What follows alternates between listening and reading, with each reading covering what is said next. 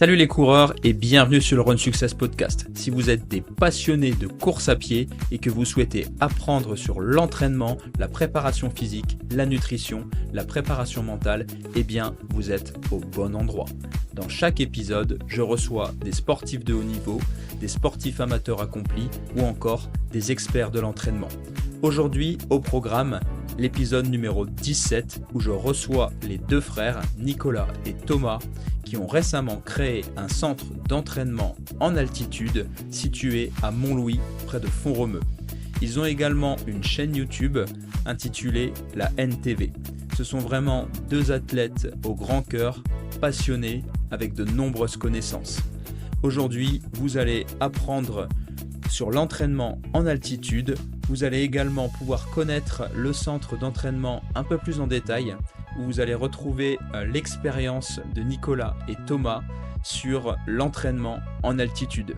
J'espère sincèrement que cet épisode vous plaira. Si c'est le cas, n'hésitez pas à laisser 5 étoiles sur votre plateforme de podcast préférée. J'en profite également pour vous rappeler que je suis coach expert en course à pied. J'organise votre entraînement de A à Z et pour cela, je vous propose un bilan 100% gratuit. Vous trouvez le lien en description de cet épisode. Vous pourrez me poser toutes vos questions et je vous aiderai à devenir la meilleure version de vous-même. Bon épisode et bonne écoute. À très vite. Bonjour à tous et bienvenue sur le Run Success Podcast. Alors aujourd'hui, épisode un petit peu particulier puisque c'est la première fois qu'on va être à 3 sur un podcast. Je trouve que ça va être vraiment enrichissant. Alors aujourd'hui, je suis avec Nicolas et Thomas qui sont les fondateurs du NTV Training Center, qui ont également une chaîne YouTube et qui partagent beaucoup de contenu sur les réseaux sur la course à pied. Donc aujourd'hui, on va se faire un podcast où ils vont vous présenter un petit peu leur centre d'entraînement dans une première partie. Ils vont pas oublier aussi de se présenter. Et ensuite, on fera évidemment une partie sur les bénéfices de l'entraînement en altitude. Et on terminera où je vous présenterai un petit peu du coup mon approche du coaching puisque je suis coach en course à pied. Salut les gars, merci d'être présents. Salut, merci de nous avoir invités. Salut. Avec grand plaisir. Là, ce que je vous propose, c'est de revenir un petit peu sur votre histoire, en fait, vos débuts avec le sport et la course à pied. Et puis, vos débuts aussi, on peut presque parler d'entrepreneuriat hein, dans le sport. Comment en êtes-vous arrivé là? Alors, c'est Tom qui va commencer parce qu'il a commencé avant moi la course à pied et même le Allez, triathlon. Il va expliquer un ça peu. sera ça sera ça sera plus linéaire comme ça. Du coup, j'ai commencé, le sport à peu près à 12 ans. Au début, c'était, uniquement des petits footings avec mon père. D'accord. Voilà, c'était, purement pour le loisir. Il y avait pas du tout de compétition, il y avait pas du tout de temps, pas de montre, pas de chaussures carbone, rien de tout ça à l'époque. Donc là, ça fait à peu près maintenant, 12 ans que du coup, j'ai commencé un petit peu la course à pied. En parallèle, je faisais beaucoup de tennis, enfin beaucoup de tennis, OK. 2 fois par semaine, je faisais du tennis et à partir de 16 ans, je me suis dit: «Bah, je vais faire, du triathlon maintenant». C'est venu, après une discussion avec mon oncle, qui, connaissait un collègue à lui qui avait fait un Ironman. D'accord. Un Ironman pour ceux qui connaissent pas, c'est, 3 kilomètres 8 de natation, 180 kilomètres de vélo et un marathon à la fin. Rien que ça, Donc ouais. quelque chose de bien croustillant avec cette discussion, je me suis dit: «Ah c'est pas mal, ça a l'air intéressant ça» et du coup, à la rentrée après en septembre, je me suis inscrit dans un club de triathlon et j'ai commencé à plus m'entraîner. OK. Hem, donc voilà pour l'histoire de comment j'ai débuté à faire du sport, et après avoir fait 3 ans de triathlon, je suis rentré en prépa pour faire une école d'ingénieur. Et à OK. ce moment-là, j'ai eu un peu moins de temps pour, faire du vélo et de la natation. Ça prend énormément de temps. Il faut faire des sorties, longues le dimanche, il faut, aller nager plusieurs fois par semaine, ce qui est pas forcément mon point fort quand tu commences un peu tard, comme moi. Oui. Et donc du coup, je me suis dit: «OK, on va garder le point fort qui est la course à pied et aller s'entraîner un peu plus en course à pied pour essayer de battre les records». À l'époque, j'avais un peu de mal à progresser en course à pied. Je pense que je faisais un petit peu trop de choses, entre le vélo, la natation et la course à pied. Je m'éparpillais un petit peu Mmh. et depuis que je me suis concentré plus sur la course à pied, forcément, les temps après, ils descendent et voilà donc pour l'histoire, pour comment j'ai commencé et Nico, il m'a rejoint du coup, à l'époque triathlon. Oui, Je me souviens de cette époque-là. j'avais commencé avant, je faisais du handball, donc j'ai fait plein de sports. J'ai fait du tennis, du judo, du tennis de table, du handball et un jour, mon frère, il vient me voir et il me dit, «Bon Nico, est-ce que ça te dit de faire du triathlon?» Bon, moi, j'avais aucune idée de ce que c'était. Je l'accompagnais, bon, sur des sorties, des fois j'allais courir un peu pour, on va dire, entretenir, entretenir le corps et le physique pour le handball et après donc je me suis lancé au triathlon. J'ai fait un peu moins d'années que Tom sur triathlon, 1 an de moins, je pense. Après, on est OK. parti, bon, on a fait les demi de France de triathlon à Albertville, où c'est vraiment des super souvenirs. Et à un OK, moment, pas loin de chez moi, ouais. Et à un moment est venue donc la course à pied. Donc, on avait en fait une licence triathlon et une licence athlée en même temps. Et l'athlé a pris une ampleur plus en plus importante. Et après, on s'est lancé, donc les crosses, la piste et maintenant du marathon. Donc, on va dire, on a fait un peu de tout. On est polyvalent. On aime bien dire que on fait du 400 au marathon. Voilà, donc c'est Surtout toi, surtout toi. surtout moi. Cette année, 800 et un marathon à Paris, donc pas mal de Ouais, choses. très, très, très, très proche. OK, OK. Ça a été même, une discussion avant le marathon. Bah, là, Nico et moi, on a fait notre premier marathon cette année. Ouais. Nico, tu as fait Paris et moi, j'ai fait Barcelone et donc Barcelone arrive un peu plus tôt dans la saison que Paris et donc je fais mon marathon, ça se passe bien. Je fais 2h46 et je dis à Nico: «Attends, prépa, 800 m, jamais, jamais de la vie, tu fais moins de 3 heures sur ton premier marathon». Et jusqu'à la veille, il était pas très confiant, mais ça s'est extrêmement bien passé. J'étais extrêmement surpris du Ah, temps que comme tu as quoi fait. des fois. Ouais, ouais, c'était, bah, franchement, inespéré, hein. Enfin, je sais pas ce que tu en penses toi, Nico, mais Ouais, après quand même, j'avais fait quand même des sorties et ça faisait 4 ans que je courais donc il y avait c'est pas direct du jour au lendemain Ouais, il y où avait de j'ai fait ça. l'expérience quand même, un peu de volume Oui, dans les oui, jambes, quoi. parce que sinon après il y en a, ils vont dire que comment c'est Oui, oui. possible? Mais sinon, oui 2,49 à la fin, 4 au kill tout le long et encore Ouais, merci c'est beau. à Johan, il se reconnaîtra de m'avoir pace. Super et du coup, comment en êtes-vous arrivé à vouloir presque, bah, du coup, partager autant de contenu sur la course à pied et à créer carrément une structure, hein? Parce que de pratiquant à créateur de contenu running, Mmh. il y a quand même, un monde. Donc, vous avez quand même, franchi le pas, j'ai envie de dire, hein et qu'est-ce qui vous a donné envie de faire ça? Bah, on va dire qu'on consomme pas mal de contenu, sur internet avec Tom. Mmh. Ouais. Ça peut être, de tout, hein, sur le trail, route, pas mal de contenu, podcast aussi et il y Mmh. a eu le covid et le une fameux. période où on avait pas mal de temps pour soi au final, où on Ouais. pouvait Ouais. entreprendre, faire des choses qu'on n'avait pas l'habitude de faire et on a pris ce temps pour, créer ça. On a créé donc il y a 4 ans le média. Au début, c'était des lives tous les jours sur, du renforcement musculaire. D'accord. C'était surtout, famille, hein, il y avait pas beaucoup de monde en plus, hein, on devait être 3-4 sur le live Ouais, et OK. on faisait ça, c'est les grosses journées ça. et on prenait beaucoup de plaisir à le faire. Donc on a continué, on faisait ça tous les jours et après on va dire au fur et à mesure, on a fait des vidéos, on a fait un test de 1000 m, je me rappelle aussi, des vidéos test 1000 m, test 2000 et test 3000, je crois on a fait. On a fait un peu tous les tests et après au fur et à mesure, on s'est pris au jeu parce qu'au final, c'est comme un jeu, hein. On est tous les jours, on fait, du contenu et Ouais, c'est vite passionnant, on voilà trouve vite le virus, ouais. et tous les jours, on pense à ça aussi. Ouais, ouais, ouais, Ça ouais, prend quand ça même cogite, ça pas mal de cogite. temps et même pour trouver des idées, Bien pour, sûr. trouver des personnes aussi à interviewer. Je pense aussi c'est pareil pour toi Enzo, avoir, Oui, oui, le temps qui devient de plus en plus important. c'est ça. Et voilà, donc avec Tom, on a créé ça et maintenant, on continue et on essaie de se professionnaliser, de plus en plus. Voilà, à peu près pour l'histoire. D'accord, d'accord et au niveau du coup de votre vie professionnelle, actuelle, comment ça se passe?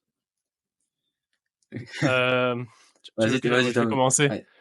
Ouais. Du coup, en fait, pour faire un peu la liaison entre la création, de la chaîne et tout ça, Oui. du coup, à ce moment-là, il y avait le covid. Moi, je finissais mes 2 années de prépa pour, faire une école d'ingénieur derrière. Mmh. Donc j'ai fait, du coup, après 3 ans d'école et là, j'ai fini juste, l'année dernière, du coup, mon école à Bordeaux, OK. en programmation et donc après l'école, du coup, bah, le centre, il était, presque prêt. Il restait encore un peu de travaux, là-haut à faire, mais ça s'approchait.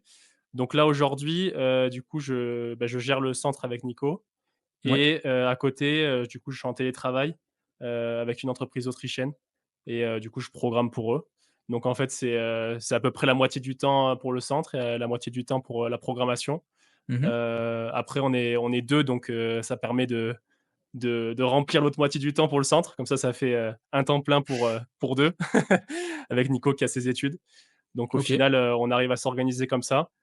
Du coup, chacun on a notre tâche, enfin «notre tâche» entre guillemets, on est spécialisé un peu plus dans certaines tâches. Oui. Moi, je me suis occupé du site internet. Mmh. Du coup, j'ai codé tout le site et toute la partie réservation et Nico, il était plus sur la partie Instagram, communiquer, faire de la pub, aller chercher les athlètes aussi pour faire des interviews, pour, les D'accord. amener au centre, pour montrer les lieux.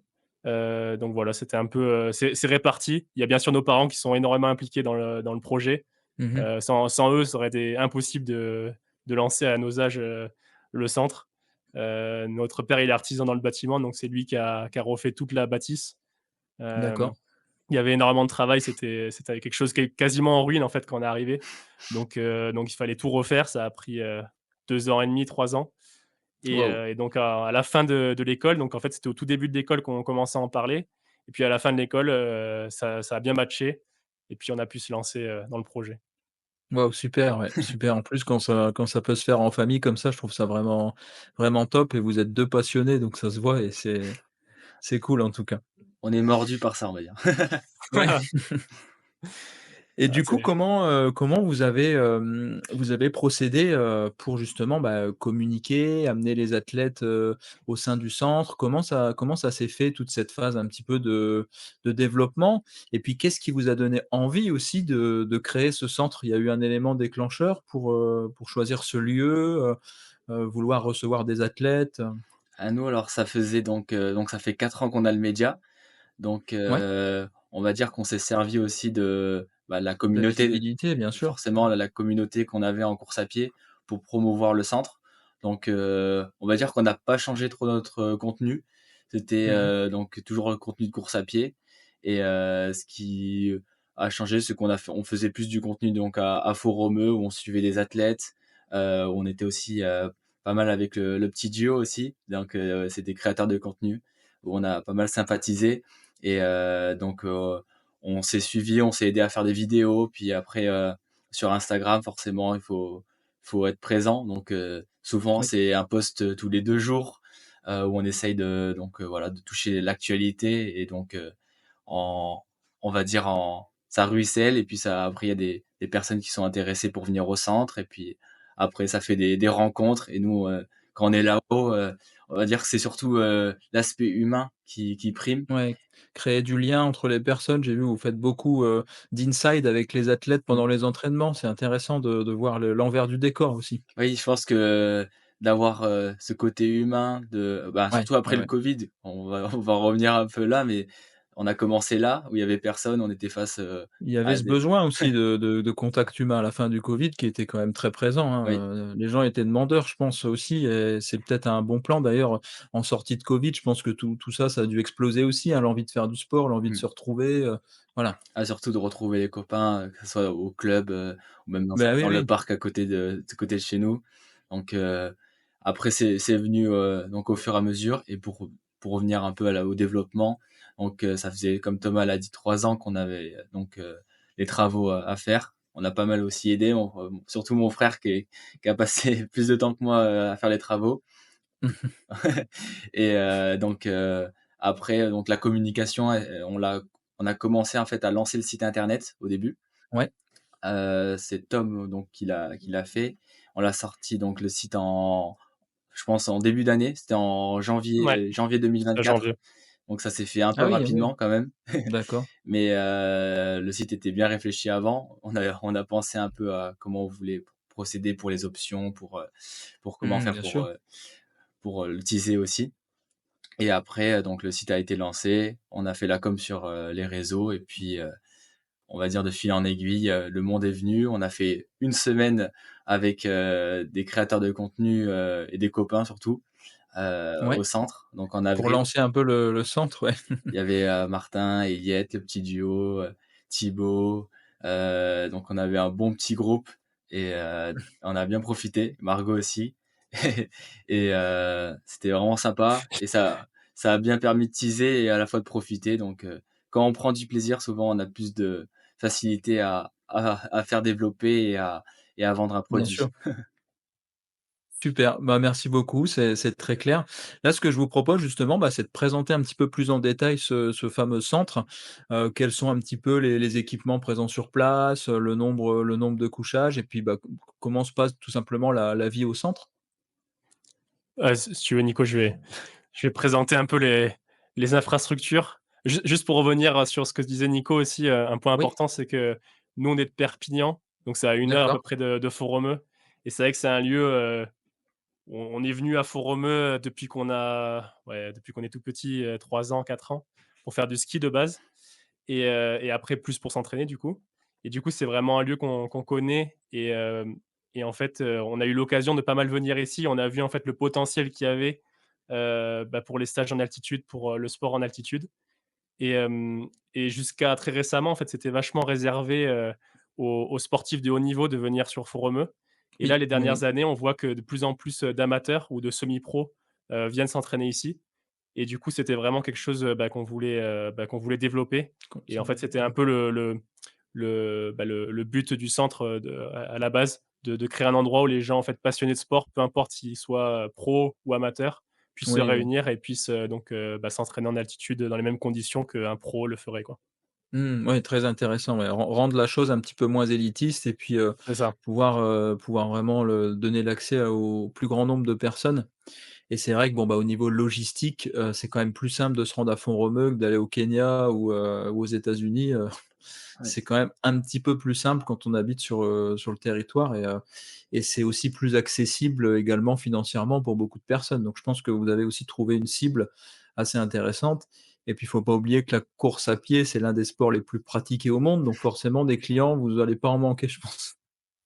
Donc ouais, c'est assez intéressant. Et du coup, ouais, au niveau du centre, comment un petit peu ça s'organise, du coup au quotidien? Alors le centre, il est divisé en 3 niveaux. OK. On a un premier niveau, on n'a pas de lit, donc personne ne dort au premier niveau Mmh. et ce niveau-là, en fait, il est réservé, à la convivialité et Mmh. on a une petite salle de sport dedans aussi. OK. Avec un tapis, des espaliers, donc de quoi en fait, faire, des entraînements même s'il fait pas très beau à l'extérieur. Mmh. On a du coup dans la salle de convivialité une grande table où en fait le but, c'est que les athlètes puissent se retrouver, discuter avant les séances, après les séances, passer des bons moments, se détendre, entre les séances qui sont parfois assez difficiles. Le but en fait, c'était de casser un peu, cette solitude que des fois on retrouve ici quand on va Mmh. s'entraîner à Font-Romeu. La fameuse Heu, solitude du coureur de fond, ouais. exactement et et en fait, on a eu pas mal de retours aussi de personnes, qui avant étaient venues s'entraîner ici et qui en fait étaient, Oui. tout seuls dans leur appartement et donc forcément au bout de la première semaine, la plupart du temps ça va. On arrive à appeler les copains, on arrive à se dire: «Ça va passer». Mais au bout de 2-3 semaines d'entraînement, si on n'a pas des gens avec qui parler, si ça rigole pas un petit peu, ça devient vite difficile. Surtout si on n'est pas athlète pro, il faut du contact humain Bien et sûr, bien donc sûr. cet étage-là, en fait, c'était vraiment, dans cet esprit-là que les gens puissent se retrouver et Mmh. discuter. Donc ça, c'est pour le premier étage, et ensuite on a 2 autres étages, donc avec les appartements. On a au deuxième étage un appartement pour, 8 personnes qu'on a divisé en 2 chambres de 4 personnes, avec, cuisine, salle de bain. Tous les appartements sont équipés, de fait, en fait, que, les personnes puissent rester dans l'appartement sans avoir besoin de descendre, dans la salle de D'accord. Ouais, convivialité on est pour, vraiment tout pour équipé, cuisiner. ouais. C'est ça. Le but, c'est en fait que les gens aient en fait, le choix entre soit rester dans leur appartement s'ils ont envie d'être un peu plus, tranquilles tout seuls ou soit de Mmh. descendre et partager avec les autres. Donc c'est chacun, en fait, qui décide, ce qu'il a envie de faire. S'il a envie de Mmh. cuisiner avec les autres ou s'il a envie de cuisiner, dans son appartement. Et ensuite, on a le dernier étage qui est dans le même esprit, donc là avec 2 appartements, pour 4 personnes. Donc il y en a un qui est réservable, qui est privatisable et l'autre, on appelle ça la coloc sportif. La coloc sportive, c'est, un appartement où il y a 3 places et on peut réserver du coup au lit. Donc là, en fait, c'est destiné aux personnes qui ont pas forcément de collègues d'entraînement avec qui, monter, sur Font-Romeu. Et ils ont quand même envie de venir s'entraîner. Des fois aussi, c'est complexe, même avec des très bons amis, de trouver des disponibilités, d'être, Oui, d'accord sur quand on y va, avec qui on s'entraîne. Donc là, le but, c'était vraiment de faciliter. Si on a envie d'y aller, on vient tout seul et il y a pas de souci, on rencontrera du monde là-haut. Il y aura pas ce frein de: «Je monte tout seul, ah oui, mais je vais être peut-être un peu solitaire et tout». Donc là, on essaye de proposer plusieurs formules, des formules un peu plus tranquilles tout seul, des formules où tu partages un peu plus, tu rencontres des gens. mmh, Et donc le but, en fait, c'était d'un peu toucher un peu toutes les facettes de coureur, quoi. d'accord, très bien. Et du coup, comment ça se passe concrètement si on veut venir chez vous? Faut réserver combien de temps à l'avance? Quelles sont un petit peu les tarifications? Comment ça s'organise? Alors c'est, Tom donc qui a fait le site internet et on peut donc directement, réserver, sur le site, en ligne. Donc là, c'était Mmh. on va dire un souhait de notre part de faciliter aussi, la réservation pour les personnes qui Oui. souhaitent, venir et on est à partir de 24 € par personne et Mmh. on le prix max, c'est 52 € par personne. En fait, ça dépend du nombre, de personnes avec qui on vient. Donc, Mmh. si on vient à 4, on peut très bien, voilà, trouver, un prix de 24 € par personne et Oui. quand on vient tout seul, par exemple, dans les lits, en haut, c'est à partir de 52. Après, voilà, ça dépend aussi de la période, mais, voilà à peu près pour les prix et après sinon la question c'était, pour, je Non, non, tu bien OK, tout bah, répondu. C'était vraiment les conditions un petit peu de réservation. Donc justement, je mettrai votre site internet en description, de cette vidéo, hein. Elle sera le lien sera également présent sur les différentes plateformes de podcast. Donc si vous souhaitez réserver un séjour au centre, pardon, n'hésitez pas surtout. Directement le Maintenant, centre. je pense que vous serez bien accueillis, j'ai pas de doute là-dessus. Maintenant justement, ce que je vous propose, c'est de faire un petit peu la transition avec l'aspect, entraînement, en présentant un petit peu les abords de Font-Romeu. Donc j'ai cru comprendre que Font-Romeu, on était à 1 800 mètres d'altitude, si je me trompe pas, grosso modo. c'est ça. Donc je vous laisserai justement présenter un petit peu, les avantages d'aller s'entraîner là-bas, hein, que ce soit sur la diversité des parcours, le fait de pouvoir s'entraîner aussi à différentes altitudes. Je crois qu'on a le lac Matmal qui est à Oui, 1 600, si je dis pas de bêtises? 1 500 peu, mais 1500, ouais. 1 500? environ, ça dépend De OK. où mais est-ce qu'on se trouve sur le Black? Et vous avez un autre spot, lac Comballe, je crois, qui est à 2000, et quelques, c'est ça? La calme, la la calme. calme. Mmh La Calme, 2000 et mh. Mmh. quelques. Ouais, donc, vous avez quand même, une palette d'altitude assez intéressante. On en parlera, hein, pour l'entraînement en altitude, mais je pense que c'est intéressant en fonction des séances et des capacités, on va dire, que vous voulez travailler, d'aller jouer un petit peu comme ça avec les différents parcours, d'entraînement. Donc si vous pouviez justement présenter un petit peu les lieux, les différents itinéraires pour faire les séances, comment ça s'organise? Alors, en fait, le centre, il se trouve, entre Font-Romeu et le lac de Matmal. C'est Mmh. les lieux les plus, prisés pour aller courir. Donc on est Oui, à 14-15 minutes de Matmal et 10-15 minutes de Font-Romeu, donc on est entre les 2. Il y a une route avec OK. un rond-point et on est au niveau du rond-point, donc ce qui est bien, c'est que ça permet de pouvoir, aller facilement donc au spot. C'est l'épicentre, C'est ouais. ça. Donc on est dans une forteresse, donc ça donne un peu de charme aussi, à l'endroit et forteresse, Vauban et Font-Romeu, c'est la piste, donc c'est souvent pour les séances, on va dire un peu plus, d'intensité Mmh. où on veut mettre, plus faire attention aux allures, on va dire et Oui. la Calme, donc c'est en haut de Font-Romeu, c'est où là il y a les pistes de ski, Mmh. l'hiver. Donc c'est à 2 100-2 200 mètres d'altitude. Là, c'est plus pour D'accord. les footings, les 30-30. J'avais suivi donc Johan, Koval et Johan Oui. Durand sur une séance là-haut, et là, donc c'est les 30-30, pas plus. Après, il y en a qui font des séances un peu plus, avec plus d'intensité, mais Oui, là, c'est très taxant. En 2100, on voilà. en parlera après, mais c'est vrai que d'un point de vue physio, après la récup est beaucoup plus compliquée, à ces Je altitudes, pense que, ouais, effectivement. les 1ers jours, on conseillerait pas trop d'aller là-haut, à part si c'est pour Ouais, faire, une petite marche, une petite randonnée avec un peu de course, oui, ça peut être bien aussi pour, s'acclimater, dans une optique d'acclimatation, ouais. en effet. Et après on a le lac de Matmal, donc c'est, 1 500, et là vraiment Mmh. c'est les séances, marathon, semi, pour faire de la route, pour faire, du Mmh. kilométrage, plein. Mettre un peu de volume, spécifique, ouais. Pour les amoureux, de la borne, c'est parfait. Comme, Guillaume Ruel, Du bitume. voilà, du bitume, Oui, Guillaume il Ruel. m'en a pas mal parlé Guillaume Bruel, ouais, c'était son spot, Ah oui, pour 50, borner, ouais. je l'ai suivi sur 50 kilomètres, 10 tours du lac, pas mal. Pas à côté du lac parce que le lac il fait 8 kilomètres, mais il y a des parcours qui sont, on va dire, sur du bitume tout le long, et Oui, ça fait les kilomètres qu'on veut, on va dire. Si on veut aller jusqu'à Formiguère pour les connaisseurs, ça peut le faire. Et donc voilà à peu près pour les spots. Après il y a la Yaoz aussi. Ce qui est bien en fait là-haut, c'est comme, tu disais, c'est on peut jouer avec les altitudes et on peut jouer aussi oui, avec les oui, oui. spots, et on se lasse pas d'un spot si un jour on veut Les changer. surfaces d'entraînement, ouais, ouais, ouais, ouais. Il y a le Ouais, il y a énormément d'itinéraires, que ce soit peut-être en trail également, vous avez quand même Ouais, des trailers qui viennent sur place, qui recherchent un petit peu de technicité, des choses comme ça, il y a il y il y a a il il y a Kylian y a de Jornet, quoi faire. il y a Kylian Jornet qui passe souvent là-haut. Il a des Ah ouais, circuits donc aussi au niveau du lac des Bouilloux où il y a la Kylian, Jornet Classic, si je me trompe pas, ou des courses, où on peut le voir, souvent, quand il est dans les parages. Bon là, il est pas sur Foromeux, hein, actuellement. ouais, Il là, il a s'entraîne fini dans son périple là, dans le nord, mais voilà, on peut croiser aussi des athlètes. C'est ça qui est aussi, sympa des athlètes, Oui, oui, oui. qu'on a l'habitude de Mmh. voir, derrière notre écran. Mais là, Oui, ils sont là et on peut facilement discuter aussi avec eux. C'est ça qui est bien, c'est qu'il y a une ambiance montagne, et donc souvent on dit bonjour à convivial, tout ouais. le monde, quand on fait un footing, et ça rend tout de suite, la chose plus sympathique, on va dire. OK, Beaucoup super d'étrangers aussi intéressant. qui viennent. D'accord, OK. Beaucoup d'étrangers aussi qui sont là.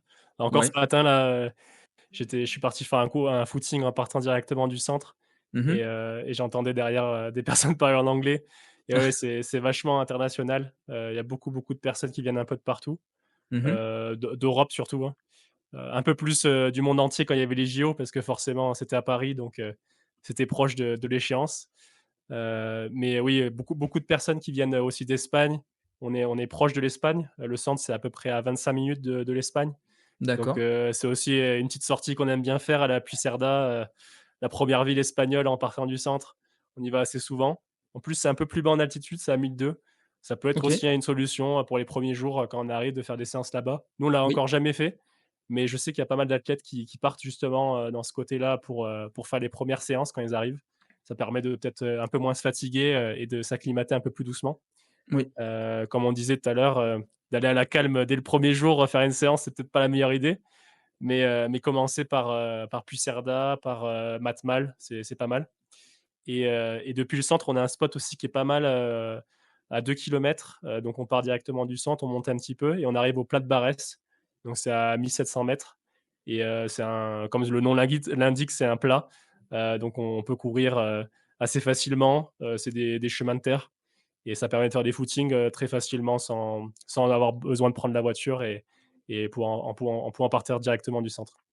OK. Ouais, ouais, donc beaucoup d'options sur place, tout type de parcours, de surface et d'altitude. Donc c'est un peu, ouais, un peu le spot rêvé pour vraiment, préparer ses objectifs, sereinement. Et puis, ouais, moi j'insisterais vraiment sur le point de pouvoir en fait, changer d'altitude, de pas être coincé à une altitude, trop haute justement, hein, comme on peut peut-être voir dans d'autres centres où là pour le coup, il faut des séjours un peu plus longs, il faut être un peu plus habitué. Donc là, vous êtes vraiment sur tout type de profil. Et justement, j'en profite pour vous poser cette question-là. Au niveau des athlètes que vous recevez en termes de discipline pratiquée, comment ça se passe? Vous avez vraiment, tout type d'athlètes ou c'est quand même vraiment ciblé, demi-fond, où vous avez quand même des athlètes, je sais pas, de 800, de 400? Oui, il y a Eliott Chapuis qui est venu et qui était spécialiste du 800. Maintenant, il a fait un peu de 3000 steeple, mais Mmh. aussi du 400, elle a fait du 400. Même moi aussi, j'ai fait du 400, donc je pense que là-haut, après, souvent, quand on est souvent, quand on est en altitude, les allures rapides sont, on va dire, plus faciles qu'en Oui, bas. Parce qu'en fait, c'est donc avec la pression, au niveau de la souvent, portance, ouais. quand on fait un 400 mètres là-haut, on va plus vite qu'en bas. Ça, c'est un peu Oui, particulier. oui, il y a Johan Kohl qui expliquait que tous ses records, au sprint sont sur fond romeux justement. Et justement, aux JO de Mexico, les records sur, sprint ont tous été battus Ouais. là-bas. Après, je crois qu'il y a eu des changements et qu'ils ont rectifié ça. Mais, justement, si on fait du 100, du 200, du 400, Mmh. on va envoyer du steak là-haut. Ouais, ouais, sur toute la filière anaérobie, explosivité, c'est assez intéressant. Bah, justement, je sais pas si vous avez d'autres choses à rajouter avant, mais ce que je vous propose, c'est qu'on fasse un petit peu la transition sur comment réaliser un bon séjour en altitude pour les personnes qui souhaiteraient, venir chez vous, notamment, bah, les sportifs, on va dire, un peu plus, amateurs qui aimeraient s'essayer et puis faire leur premier séjour en altitude.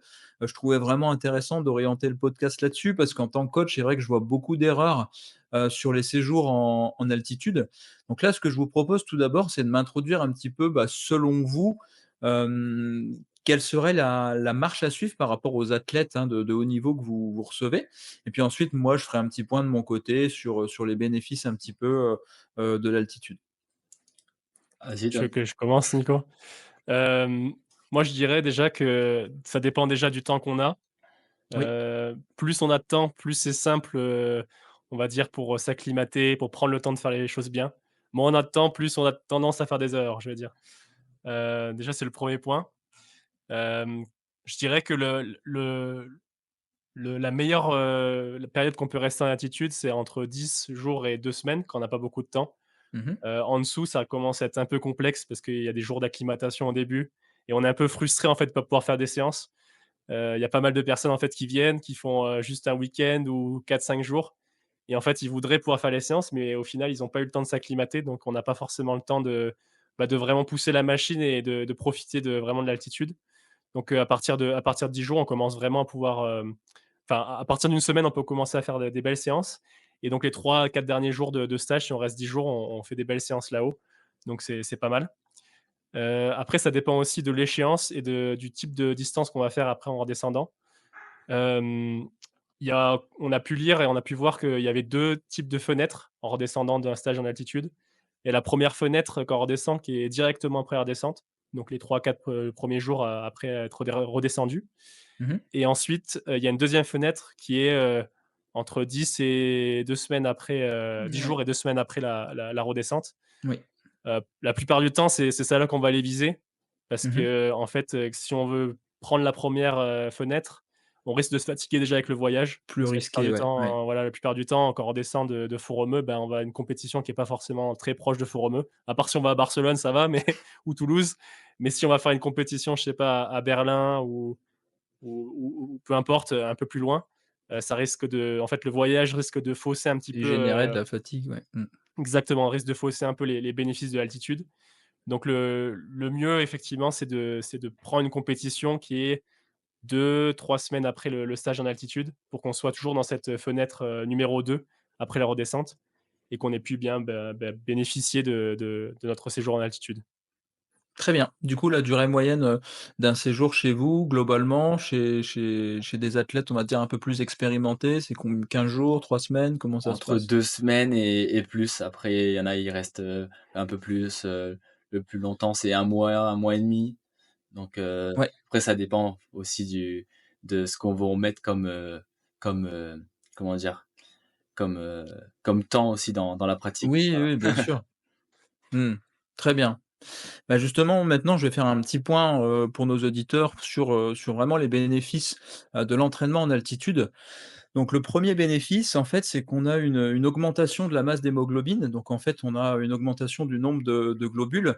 Donc ce qu'il faut savoir, c'est qu'au-delà d'une certaine altitude, en fait, c'est le pourcentage d'oxygène dans l'air qui change, donc la densité, ce qui force le corps à s'adapter et à générer des adaptations. Donc on va avoir en fait une aisance respiratoire qui va s'installer et comme t'expliquais, hein, ce qui est très juste, c'est qu'il faut rester au minimum, on va dire, une quinzaine de jours si vous voulez vraiment avoir, des adaptations, vraiment purement physiologiques, hein, au niveau du taux de globules et après, c'est vrai qu'on s'est souvent sous-estimé, mais il y a aussi d'autres adaptations, notamment les adaptations, mentales et la réduction un petit peu du coût énergétique. parce que forcément quand on fait, des séances comme ça en altitude, on pousse le corps à s'adapter, donc chaque séance est beaucoup plus dure et donc le mental, forcément travaille plus et quand, vous retournez en plaine, bah, vous êtes beaucoup plus à l'aise et vous arrivez à capter plus facilement l'oxygène, pour l'apporter directement, aux muscles. Donc ça, c'est vraiment, on va dire, le principe phare, de l'entraînement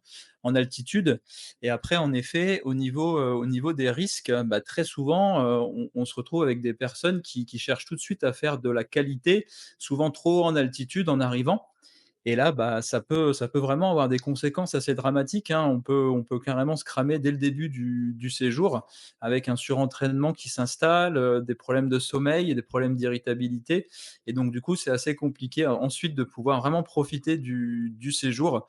Donc au niveau des recommandations, bah, vous me le confirmerez, hein, les au niveau des conditions, c'est vraiment de rester 5 jours, 5 à 8 jours en acclimatation. Ça, c'est vraiment important. Alors je sais que tout le monde malheureusement n'a pas les moyens de le faire. Il faut vraiment, accepter le fait qu'avant 5, 8 jours, il faut vraiment rester calme et donc sur du footing et pourquoi pas, comme tu le disais Nicolas, faire des 30-30 par exemple, mais enfin des 30 secondes rapides plutôt, mais avec une récup beaucoup plus longue. Une récup de 1 à 2 minutes par exemple. Vous allez simplement travailler sur la vitesse, on va dire travailler plus de manière biomécanique en fait, sur la filière, plus anaérobie et vraiment prendre des grosses récup et puis le reste du temps, bah, ça va être vraiment des footings en endurance fondamentale et à partir de 8 jours, bah, pouvoir varier un petit peu l'entraînement en mettant de plus en plus d'intensité. Donc globalement, voilà un petit peu mes recommandations, là-dessus. Je ne sais pas si vous avez justement des choses à ajouter en fonction de votre expérience de terrain sur les athlètes présents au centre?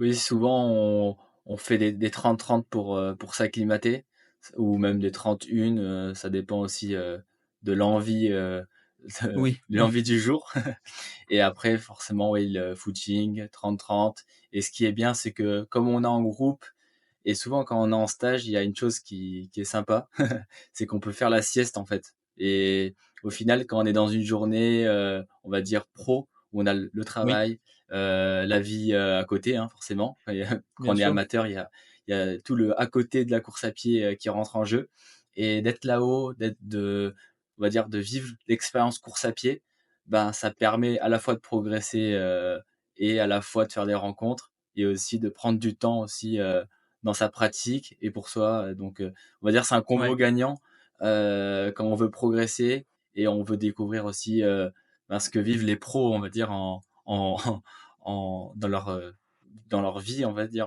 que ce Dans leur soit, ouais, dans quotidien leur de quotidien, sportif, ouais. que comme tu l'as dit, que ce soit, au Kenya, au Potchefstroom, ou à Flagstaff aux États-Unis. Oui. Donc ça permet d'avoir cette expérience et de repartir, voilà, des étoiles, plein les yeux. Oui, oui, et puis de manière en plus pratique comme on le disait, hein, vu que c'est en France, c'est pas trop loin, c'est beaucoup plus facile de le faire chez vous et je trouve ça vraiment intéressant de l'avoir rendu accessible au plus grand nombre et c'est pour ça que, bah, voilà, il faut vraiment, vraiment respecter, hein, ces conseils un peu fondamentaux si vous voulez vraiment profiter de votre séjour à 100. Et ensuite, bon, bah, tu as tout expliqué justement sur la redescente, hein, la fameuse fenêtre. Donc, il y a 2 types de fenêtres, une fenêtre très courte et puis une, plutôt à 10, 12 jours. C'est vrai que c'est beaucoup plus, juste, et sécuritaire de prendre la deuxième fenêtre. Et après, encore une fois, d'expérience, je trouve qu'on n'est pas tous égaux à ce niveau-là et il y a un peu tout type de de méthodes maintenant. Donc c'est vrai que c'est compliqué et donc faut pas non plus se focaliser, je pense, sur ce qui est dit, sur la science. Faut parfois s'écouter un petit peu aussi. Bah, justement, là, je vais rebondir sur une question qui peut être intéressante. C'est, vous, votre expérience personnelle là-dessus, qu'est-ce que ça vous a apporté justement l'entraînement en altitude? Je peux commencer parce que je me suis entraîné, pour le marathon de Barcelone, du coup, bah, ici. Bon, c'était pas dans les meilleures conditions parce qu'on était encore en travaux, donc il y avait encore, pas mal de choses à faire et c'était un peu stressant. Mais c'est vrai que, bah, en fait, plus comme je disais, plus on a de temps ici, plus on a le temps, bah, de s'acclimater, de prendre le temps de Oui, faire bien les choses. Comme on disait avec Nico, bah, si, aussi on a un peu plus de temps et ben, on peut faire des siestes, on peut se reposer. Ce On aime bien aussi dire qu'on est un peu en dehors de toutes les distractions ici.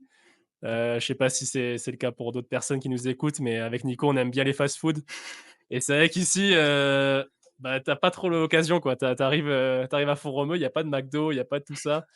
Tu loin de tout Mmh. ça Ça et en permet fait, ça te vraiment de se recentrer sur soi-même et puis d'avoir une charge mentale, réduite à exactement. 0 presque, Ça par ça te rapport au permet, en quotidien. fait, ça permet de se refocaliser sur les choses importantes, de faire un peu plus attention à ce qu'on mange, un peu plus attention à comment on dort, Mmh.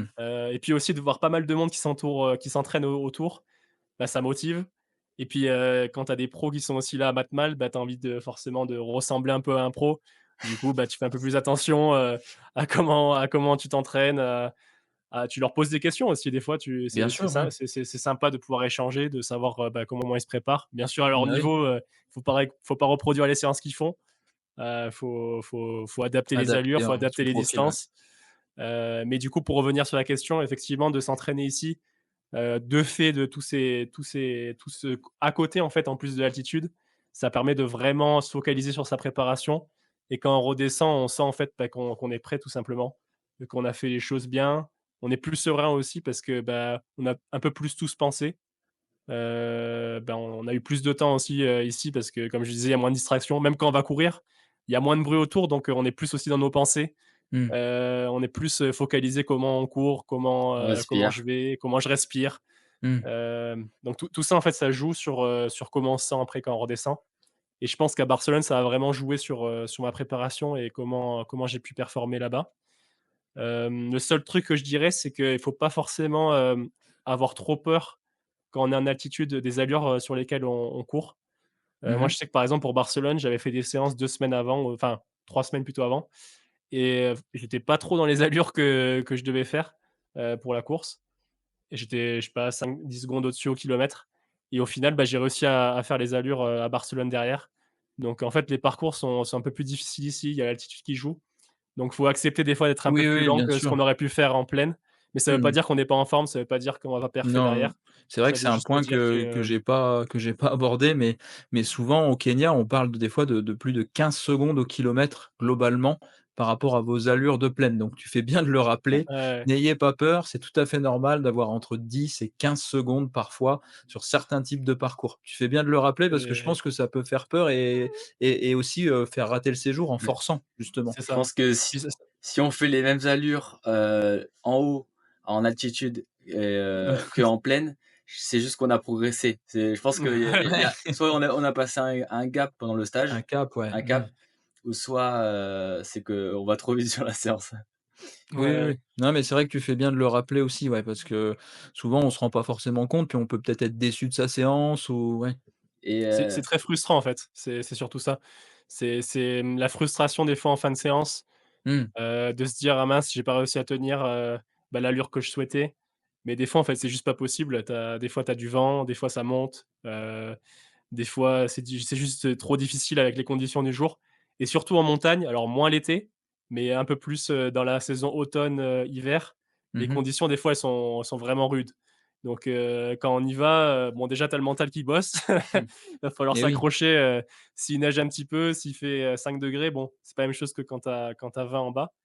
Donc oui, c'est des choses à prendre en compte aussi quand on vient s'entraîner ici. Ce sera plus difficile donc faut accepter qu'on va aller un peu moins vite. Mais comme je disais, ça ne veut pas dire qu'on n'a pas progressé, ça ne veut pas dire qu'on va pas perfer en bas et le plus souvent, en fait, c'est l'inverse. Quand on descend après on est content de retrouver les allures, et même qu'on espérait et puis on est et remotivé, même quoi. on change des habitudes. Par exemple, moi pour la nutrition, je me rappelle l'année dernière, je mangeais beaucoup de pâtes, souvent, pâtes, riz Mmh. et au final, j'ai découvert, plein d'autres aliments, on va dire, là-haut, parce que je suis resté 3 mois et de côtoyer donc des d'autres athlètes, d'autres visions aussi de la nutrition. Parce qu'on a souvent aussi notre, idée reçue sur, Oui, des bien sûr. choses et d'avoir Ça permet différentes, d'échanger, de se faire d'autres visions, ouais, des à côté aussi, ouais, ouais, bien sûr. et donc là, j'ai changé un peu, la manière de manger, la manière de voir aussi la nutrition et Oui. quand Thomas il parlait, voilà, de fast-food, là, ça fait longtemps que j'en ai pas fait et même, j'en reçois je pas comment dire, j'en j'en ai Tu enfin, ressens moins le ouais, besoin que moins le ouais, besoin qu'on va dire, quand j'étais 3 mois avant, et oui. Oui, oui, donc au-delà, en fait, ce qui est intéressant de retenir dans ce discours, c'est qu'au-delà, en fait, de l'aspect purement physiologique, il y a aussi d'autres aspects tout aussi importants de ce que je comprends. C'est aussi ce fait de pouvoir rester focus, de se déconnecter un peu de sa vie quotidienne, de se concentrer sur l'entraînement et d'optimiser un petit peu les à côté, donc nutrition, sommeil. Et déjà ça, sans même parler des bénéfices de l'altitude, je pense que ça fait un gros, gros plus au final, quoi. Donc il n'y a pas que le côté purement physio, quoi. D'ailleurs, pour rebondir sur ça, il y a pas mal d'athlètes de haut niveau, en fait, qui reviennent après blessure en altitude. Oui. Alors ça paraît bizarre, tu te dis: «Mais pourquoi il revient là alors qu'il est pas du tout en forme le gars?» Et Mmh. en fait, ils reviennent parce que ça leur permet de reprendre un rythme. Parce qu'en Oui, fait, oui, quand ils une sont ici, ils vont routine, pouvoir ouais, ouais. reprendre la routine d'entraînement, ils vont être dans des endroits où ils ont l'habitude de s'entraîner, ils vont pouvoir, bien se ralimenter, bien se reposer et en fait, c'est aussi ça le but aussi des fois d'un stage, c'est de repartir sur de bons pieds, quoi. D'avoir une nouvelle routine et quand tu redescends, bah, si tu essaies de rester un peu sur cette dynamique, la plupart du temps, bah, derrière tu perfs. Mmh. Super. Bah, je pense qu'on a fait le tour un petit peu sur l'entraînement en altitude. Est-ce que vous avez justement des petits conseils, des choses à rajouter sur les personnes qui souhaiteraient se lancer sur un séjour? Je voudrais juste rajouter que on a dit que voilà, qu'il fallait rester pas mal de temps en altitude. Je sais Oui, que pour certaines personnes, quand on travaille, c'est compliqué. et oui. Au centre, on a la fibre, donc je sais pas si des personnes peuvent faire du télétravail, mais c'est, totalement possible de le faire, dans notre centre. Donc ça peut être aussi un truc à réfléchir. Je sais pas, je sais que c'est pas forcément possible dans tous les métiers, dans toutes les entreprises, mais ça peut être, quelque chose à envisager si on veut rester plus longtemps et travailler en même temps, c'est tout à fait possible ici. Donc voilà, c'est quelque chose que je voulais rajouter si jamais vous avez pas trop de temps, pas trop de vacances à vouloir consacrer à aller vous entraîner, sur Font-Romeu, ça peut être aussi, envisageable. Super, bah, merci beaucoup. On va conclure du coup tout doucement sur cette partie et faire la transition justement un petit peu avec tout ce qui est, entraînement, coaching. Donc il faut savoir que je suis coach en course à pied et que je suis amené justement à accompagner, des athlètes qui souhaiteraient se lancer donc, sur des séjours d'altitude ou tout simplement aussi pour la réalisation d'objectifs. Donc là, ce que je vous propose, c'est un petit jeu, c'est un petit question-réponse en fait par rapport à mon coaching, que les auditeurs puissent un petit peu, être éclairés, sur mes services et ma méthode. On a déjà parlé un petit peu en amont. Donc je vous laisse me poser justement les questions que des athlètes doivent sûrement se poser. J'aimerais bien l'amener comme ça. Ça permet d'être, justement très libre et puis de vous mettre à la place en fait, des athlètes. Alors Tom, il prépare un marathon, en ce moment, donc on va dire, quand est-ce que tu conseilles de te mettre au marathon? Est-ce que, c'est, on va dire, c'est souvent on met souvent ça sur un piédestal, marathon, faut faire un Oui. marathon et toi, qu'est-ce que tu en penses de ça? De de de faire un marathon le plus vite possible ou, prendre le temps, faire, des distances un peu plus courtes? Alors c'est une très, très, très bonne question qu'on me pose, tout le temps. Je dirais qu'il y a 2 philosophies. Il y a la philosophie performance et la philosophie plaisir. Alors, ce qu'il faut comprendre, c'est que si vous souhaitez être performant sur marathon, il va falloir accumuler, des séances de qualité, prendre de la vitesse, accumuler du volume et de l'expérience. Il faut savoir que le marathon, c'est une discipline qui demande de l'expérience. Mais je sais que selon votre investissement, c'est vraiment ça qui va compter, selon l'investissement que vous êtes prêt à mettre, vous pouvez, si vous êtes vraiment motivé et discipliné, arriver rapidement au marathon. Tout est une question de discipline à l'entraînement, de volume, de la gestion de la nutrition. Mais c'est vrai que très souvent, malheureusement, on voit beaucoup de personnes qui souhaitent tout de suite se lancer sur marathon et qui se dégoûtent un peu de la course à pied avec des contre-performances, un petit peu à répétition, les blessures. Donc, je dirais qu'il y a plusieurs écoles. Si vous souhaitez performer, peut-être prenez le temps, faites du 5, faites du 10, faites des semis, faites même des distances plus courtes, hein, 800, 1500, 5000 pendant plusieurs années. Après, si vous êtes, vraiment obnubilé par le marathon et que vous aimez ça, bah, allez-y tout simplement, mais à vos risques et périls, dans le sens où c'est une distance qui demande, voilà, une certaine méthodologie d'entraînement, une progressivité et il n'y a pas que l'aspect entraînement sur le marathon. Il y a vraiment l'aspect aussi, énergétique et musculaire à prendre en compte. Donc ça complexifie un petit peu la chose. Donc voilà un petit peu mon avis, vis-à-vis du marathon. Moi, j'aurais plus une question sur la philosophie d'entraînement. Oui, C'est qu'il y a plusieurs philosophies. Il y a une philosophie plus, qualitative, on va dire. On fait oui, moins de séances et on fait plus plus d'intensité d'intensité, bien sûr. et une philosophie plus de volume. Pour toi, qu'est-ce qu'est la meilleure approche? Alors c'est une très, très bonne question et justement je vais vous parler de mon histoire parce qu'en fait, moi j'ai vécu un petit peu le choc des 2 philosophies, sur moi-même, hein. J'ai commencé la course à pied à l'âge de 13 ans, voilà. Tout d'abord parce que je souffrais de harcèlement scolaire, donc c'était vraiment une colère à lâcher dans la pratique du sport. Donc, tout d'abord avec, beaucoup d'intensité en fait, non contrôlée. Ce qui m'a amené à, du surentraînement très rapidement, une série de blessures. J'ai eu vraiment un parcours chaotique avec 5-6 ans de blessures à répétition, où j'avais vraiment du mal justement à trouver quelle était ma méthodologie en fonction de mon profil. Et je me suis rendu compte en me formant, grâce à un séjour que j'ai effectué au CERS Cap-Breton, qui est un grand centre de réathlétisation pour sportifs de haut niveau, je me suis rendu compte qu'en fait, c'était possible de courir sans blessure, de prendre du plaisir et de performer sans justement avoir à pousser sur chacune des séances. Donc en fait, pour vous donner un ordre d'idée, moi à l'époque, je me blessais en faisant des semaines entre 40 et 60 kilomètres qui étaient composées très souvent de 2 séances de qualité où vraiment j'allais pousser dans mes retranchements sur des intervalles très courts. Donc moi, j'ai vite compris que selon mon profil, ça ne collait pas. En plus de ça, le principe d'endurance fondamentale n'était pas respecté. Donc c'est vraiment ce que j'ai remarqué, c'est-à-dire que les jogs étaient toujours courus trop vite et en plus on forçait sur les séances de VMA. Donc ça, c'est l'approche qu'on voit trop souvent malheureusement, les erreurs commises au départ. Ensuite, j'ai eu un changement de philosophie, donc par rapport à mon profil, hein, je me suis vite rendu compte que le fait d'accumuler du volume en contrôle, d'avoir une grande consistance à l'entraînement, de capitaliser plutôt sur le seuil et l'approche aérobie, m'a vraiment permis de progresser de manière plus constante et de ne pas avoir ce fameux plafond de verre qu'on a quand on fait beaucoup de VMA, c'est-à-dire on progresse très vite, mais on arrive à un fameux, ce fameux plateau. Et c'est vraiment ce que j'ai remarqué, c'est ce qui m'a permis d'exploser ensuite sur les distances supérieures à 10 kilomètres. C'est vrai qu'en France, je trouve comment dire ça, on met trop la VMA sur un piédestal, peu importe la distance. Et selon moi, c'est pas forcément indispensable. Et je pense qu'on peut se préserver des blessures à 100 kilomètres semaine et on peut se blesser à 40. C'est vraiment ça qu'il faut retenir, c'est la gestion de la charge d'entraînement, c'est-à-dire la répartition de l'intensité. Et justement, ma méthode, elle est basée à 100% là-dessus, c'est-à-dire que je prends en compte le profil du coureur. Si je suis sur quelqu'un qui est plutôt rapide, et type 1500, qui a fait beaucoup de VMA, on va plutôt capitaliser sur l'aérobie. Ensuite, si je prends un profil qui est plutôt lent, qui a jamais fait de vitesse, bon, pourquoi pas faire quelques cycles de VMA, mais c'est vraiment en fonction du profil et toujours en contrôle. Je suis jamais vraiment sur l'optique de se donner à fond. J'ai toujours besoin que mes athlètes aient 1 ou 2 répétitions dans les jambes encore, ce qui permet vraiment de garder cette constance et cette régularité. Donc voilà Merci. un petit peu. C'était une bonne question parce qu'au final, ça représente vraiment, la méthode que j'ai mis en place et qui est une méthode très individualisée en fonction du profil de chaque athlète, quoi.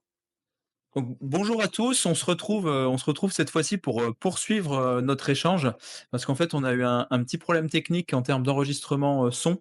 Donc là, je vous propose de reprendre avec nous sur, justement la série de questions par rapport à la méthode Run Success. Donc là, on s'était arrêté, si mes souvenirs sont bons, à la question de Thomas qui était, très intéressante sur ma philosophie de l'entraînement, qualité-volume. Donc j'avais traité ce sujet. Là, ce que je vous propose, les gars, c'est de retrouver de nouvelles questions comme ça en impro total.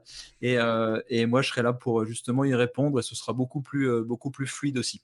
Allez, je commence. Alors c'était, concernant donc, l'aspect mental et l'importance, que tu portais, à cela. Oui, alors comme je l'expliquais en fait en début de podcast, moi je travaille sur 3 piliers. Donc, l'entraînement bien entendu, la nutrition et la préparation mentale. Donc en fait, ça fait partie, intégrante de la méthode, mais pas forcément que la préparation mentale axée performance, mais aussi l'aspect, charge externe, charge d'entraînement externe. Donc je m'explique, c'est-à-dire que je vais vraiment prendre en compte le caractère, de mon athlète. Je vais prendre en compte son métier, je vais prendre en compte sa vie familiale et tout ça pour moi, ça rentre dans ce qu'on appelle justement une charge mentale et cette charge mentale, elle peut être destructrice ou au contraire nous amener à de grandes performances. Donc c'est tout d'abord quelque chose que je prends en compte effectivement dans le suivi des athlètes, cette charge mentale externe à la course. Et ensuite, on a le côté préparation mentale où cette fois-ci, effectivement, on va parler plus sur le terrain en termes de performance, en termes de comment résister plus à la souffrance, comment aller plus facilement au bout d'une séance. Toutes ces choses-là, on travaille un petit peu dessus avec notamment beaucoup de la visualisation. Voilà, je travaille beaucoup là-dessus, c'est-à-dire qu'on va se concentrer sur des points bien précis. Par exemple, si on prépare une course où on a été repérer un petit peu le parcours, on connaît un petit peu l'ambiance, ben, on va essayer de se faire un discours interne positif et puis de visualiser un petit peu les sons, les odeurs, les images pour le jour J, être moins stressé et avoir en fait eu l'impression d'avoir déjà vécu le scénario dans lequel on se retrouve. C'est surtout là-dessus que je fonctionne. Après, il existe une multitude de méthodes de préparation mentale. Moi, c'est surtout celle-ci, c'est-à-dire un discours interne répétitif sous forme de visualisation, ce qui permet d'être moins stressé à l'approche de l'événement et pendant l'événement aussi en gérant les imprévus. Qu'est-ce que je voulais dire? Pour, la visualisation mentale, je sais qu'elle est souvent, utilisée, donc quand on est blessé. Donc Oui, toi tu l'utilises, heu oui. et donc quand un athlète est blessé par exemple, qu'est-ce que tu mets en place pour, revenir, le plus rapidement possible? Alors ça, c'est une très bonne question également. Alors déjà, la blessure, la première chose, je pense, ça va être de gérer la frustration, déjà, au niveau de l'athlète, parce qu'il y a forcément une grosse frustration qui s'installe. Donc le premier conseil que je pourrais donner, c'est arrêter de se comparer aux autres, déjà, premièrement. Arrêter de vouloir à tout prix retourner le plus vite possible à l'entraînement sur des grosses séances. Donc c'est déjà se laisser le temps. Alors il y a deux écoles. Il y en a qui préfèrent rester dans le moule, aller voir les copains au stade. Il y en a d'autres qui préfèrent fuir parce qu'ils ont peur ils ont cette frustration justement. Donc là, il faut trouver un petit peu son camp. Mais moi, je dirais, quand on a une blessure assez sérieuse, bah, se reconcentrer sur d'autres aspects de la vie quotidienne aussi, prendre du temps pour soi. Donc ça, c'est la première chose. Pour moi, c'est la première étape, c'est-à-dire c'est ce que j'appelle l'acceptation un peu de la blessure. Ensuite, une fois qu'on a accepté la blessure, bah, on a effectivement un chemin de reconstruction. Là, ça va passer par beaucoup de préparation physique, beaucoup de réathlétisation et couplé à des toutes petites séances de course à pied en fréquence. Vaut mieux courir souvent que trop d'un seul coup. C'est-à-dire mieux vaut faire 8 footings de 10 minutes que de faire 3 fois 20 bornes dans la semaine, déjà. Donc ça, c'est en termes un peu de méthodologie pour revenir. Ensuite, sur l'aspect mental, bah, effectivement, on peut travailler sur la méditation, on peut travailler sur la visualisation où en fait, on se voit en train de courir. Et étonnamment, le fait de visualiser le geste très régulièrement, on revient plus vite à l'activité derrière. Et par rapport aux blessures, hem, aussi on parle souvent de renforcement musculaire, du rôle du renforcement musculaire. Quelle est ta vision de cette partie-là de l'entraînement, du renforcement musculaire? Est-ce que tu le vois plus en début de préparation, en vue d'un objectif, ou est-ce que c'est plus quelque chose pour toi pour prévenir des blessures? Alors moi, le renforcement musculaire, je le vois, il fait pour moi partie intégrante de ma méthode. C'est vrai que c'est quelque chose de très sous-coté, je trouve, le renforcement musculaire. Donc il y a effectivement, comme tu l'as très bien dit, un peu 2 écoles, donc soit la prévention, soit la performance. Moi, je suis vraiment sur les 2. C'est-à-dire qu'on va opter pour une routine de prévention des blessures, effectivement, même une routine d'activation musculaire que j'aime bien faire avant les séances avec une bande élastique pour activer un petit peu tous les groupes musculaires avant le footing. Ensuite, on va partir, plus sur des programmes axés performance. Donc là, ouais, effectivement, avec le développement notamment de la force maximale, de l'endurance de force et c'est prouvé scientifiquement maintenant, voilà, il y a énormément de preuves là-dessus. La force maximale serait le meilleur moyen d'améliorer ses performances en course à pied. Contrairement à ce qu'on a longtemps pensé, c'est pas l'endurance de force. Donc c'est du travail entre 4 et 6 reps en force max mais par contre, ce travail est très taxant pour le système nerveux, de une, demande une technique parfaite, et en 3 demande une logistique, une grosse logistique d'organisation, parce qu'il faut se rendre à la salle, il faut prendre un abonnement, et cetera.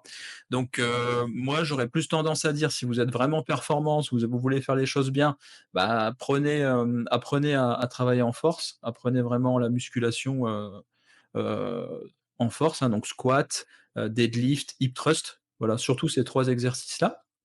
Et sinon, comme beaucoup, hein, faut quand même le dire, si vous n'avez pas accès à des infrastructures, si vous maîtrisez pas les techniques, faites plutôt des circuits training, notamment avec des kettlebells, des choses comme ça, donc du travail un peu au poids du corps aussi, ou avec de petites charges additionnelles, c'est quand même intéressant.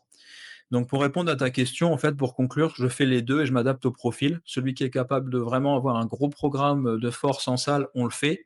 Sinon, on reste sur des exercices beaucoup plus classiques, beaucoup plus standards, mais qui demandent, qui vont apporter un petit peu moins de bénéfices, mais quand même, ça va quand même prévenir des blessures et puis, avoir un rôle aussi, biomécanique. OK. Et au niveau du travail de pied et de Mmh mh. gamme, Mmh. est-ce que tu l'inclus aussi dans l'entraînement ou? Alors oui, moi, c'est quelque chose que j'inclus, notamment dans les phases d'échauffement, surtout. Après, je n'ai pas encore mais c'est en projet de le faire, mais encore une fois, il faut le temps. C'est souvent aux dépens d'une autre séance. Mais j'aimerais bien et je pense que ça a de l'utilité, peut-être des fois remplacer un footing par 30 minutes de travail de pied, pourquoi pas? Ça Ouais. peut être intéressant. Pour l'instant, je le fais pas spécialement. Par contre, je le préconise à l'échauffement. Mais ouais, je pense que ça vaudrait le coup de faire ce qu'on appelle, ce travail de préparation physique spécifique, la fameuse PPS. Ça peut être intéressant de l'ajouter, donc avec du travail, de pliométrie sur des escaliers, avec des gammes, des choses comme ça, ouais, pourquoi pas? Ça peut être intéressant, notamment pour les coureurs, de courte distance. Ça peut être intéressant, même si encore une fois, maintenant un marathonien court à 21 km/h, donc il faut quand même avoir un travail de pied, très bon, ça c'est sûr.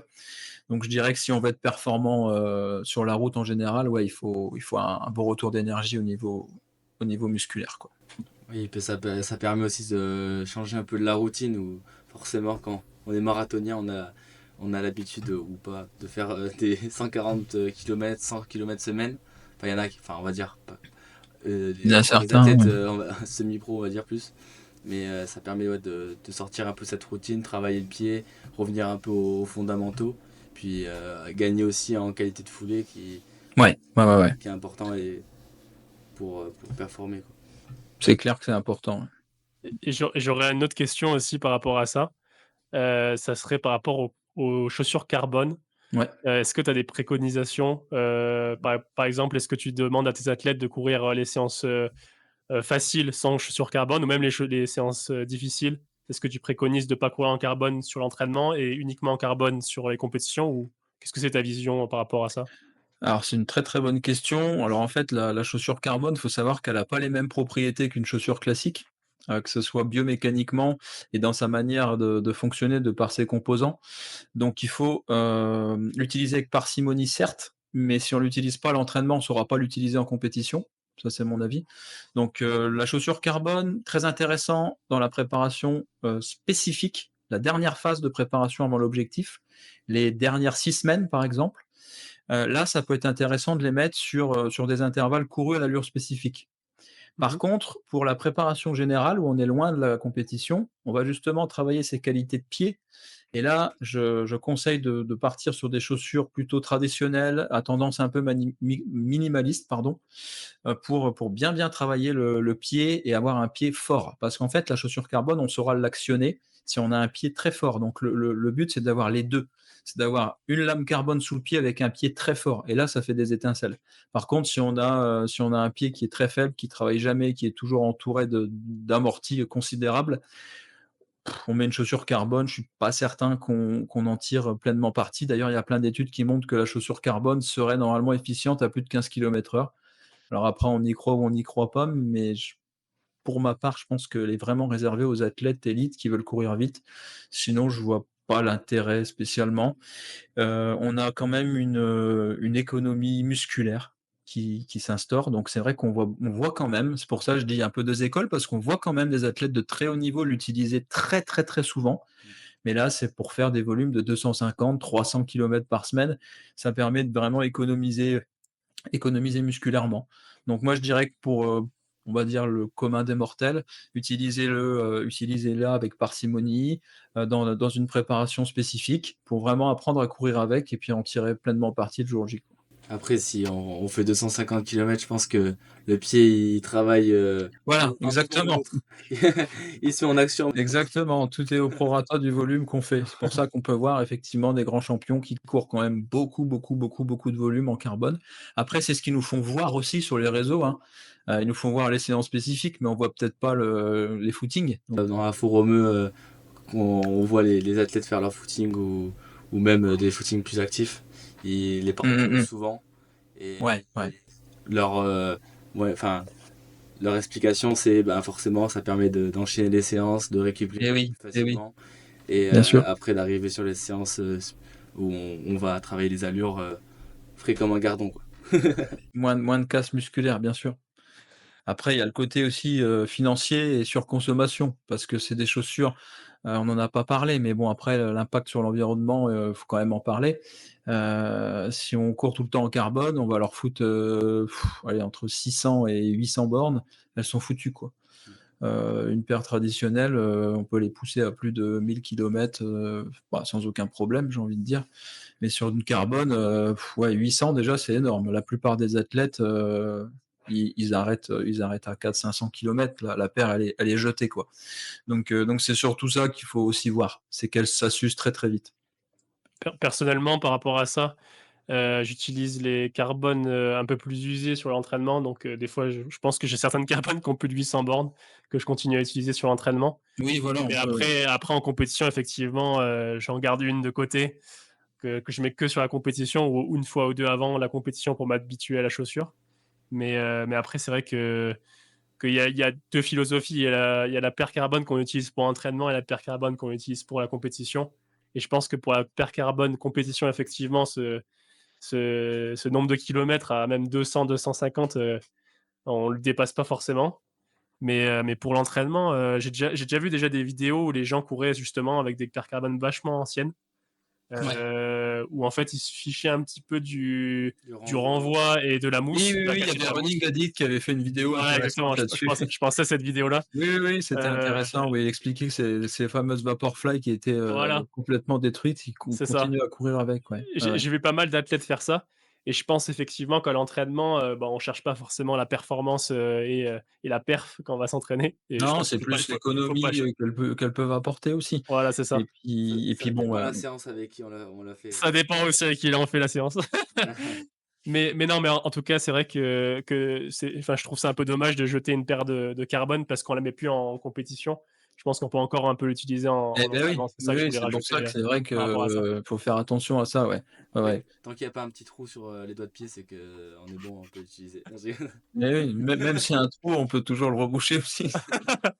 Au Kenya, d'ailleurs, c'est des grands spécialistes de ça. Ah oui, Ils ont la colle, ils ont tous les composants et tout Après, tout est pour une question redonner une d'habitude, seconde ouais. vie. C'est vrai que Ouais, ouais, si ouais. t'as un pied fort, au final, si la paire elle est moins réactive, il y a un peu moins de mousse, bah tu vas pas te blesser. Alors que si tu utilises ta paire et que là forcément ton pied il est pas fort et qu'il s'habitue à la mousse, Eh oui. là ça amène une blessure. Après c'est C'est pour ça que, compétition. il faut faire très attention à ça et on essaie de faire comme les pros, mais on court pas 250 kilomètres par semaine. Non. Donc forcément, on n'a pas le pied qui est aussi costaud qu'un professionnel, donc faire attention avec ça aussi. ni le tendon d'Achille d'ailleurs, qui est Oh oui, qui est qui est vachement sollicité avec les paires carbone. bien J sûr, bien D'ailleurs, sûr. c'est pas pour rien qu'on n'a pas le droit de les mettre sur la piste. Heu, Oui, bah, on oui, oui. avait on avait une conférence justement à Paris, cet été qui nous disait, qu'on n'avait pas le droit de mettre des paires, si je me souviens bien, avec plus de 40 millimètres. Il faudrait Oui, vérifier cette information, mais je crois que c'est 40 millimètres Ouais, sur la c'est ça. piste et justement, il parlait en fait des problèmes au niveau des tendons d'Achille.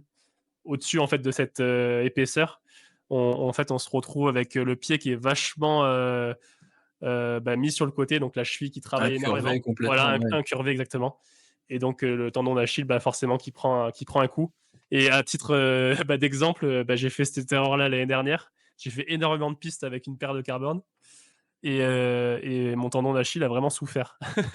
Donc Ouais, ouais, petit ouais. conseil, pas forcément mettre toujours du carbone sur la piste, ça peut faire mal. Après ça dépend des foulées, mais en pronation ou supination, mais ouais, le pied il peut soit aller vers l'extérieur et se retourner ou vers Et l'intérieur. oui, Ouais. Ouais. Puis on tourne toujours en fait, on est toujours en train de tourner donc c'est vrai que même on en parle sur les courses, sur route. La plupart du temps, on cherche des courses où c'est vachement tout droit, il y a pas beaucoup de virages et Et c'est pas pour rien, c'est parce qu'en fait, quand on court et qu'on en prend des virages, on a le pied en fait qui part un peu Il sur le côté. s'écrase, ouais. Ouais, ouais. Voilà, donc là, le but, c'est de trouver des endroits, des parcours quand on utilise les paires carbone vachement droits, quoi, On va aller sans sur la trop route de 66 virages. là. On va aller sur la route 66. Ouais, c'est ça. Ouais. On va tracer 10 Non, mais kilomètres tout droit. c'est vrai que tu fais bien de le dire, parce qu'en termes de stabilité, la plupart des modèles carbone sont pas très bons en termes de stabilité.